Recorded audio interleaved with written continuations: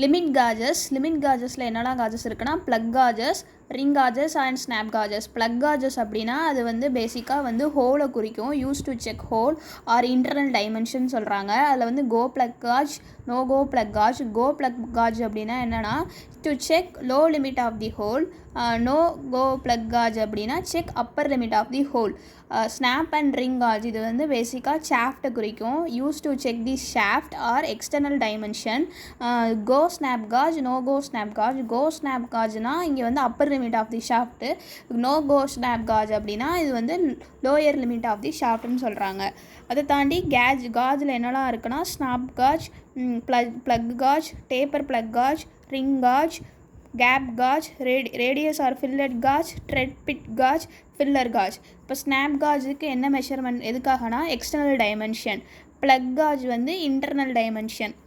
Taper plug gauge வந்து என்னென்னா taper ஹோலுக்காக யூஸ் பண்ணுறாங்க.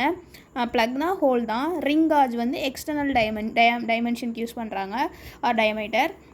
கேப் காஜ் வந்து கேப் அண்ட் க்ரூஸ்க்காக மெஷர் பண்ணுறதுக்கு யூஸ் பண்ணுறாங்க. ரேடியஸ் ஆர் ஃபில்லட் காஜ் வந்து என்னென்னா gauging radius. Thread pitch gauge வந்து த்ரெட்னா எக்ஸ்டர்னல் த்ரெட்டு. அதுக்கப்புறம் ஃபில்லர் காஜ் வந்து it's a clearance between two mating பார்ட்ஸ்னு சொல்கிறாங்க.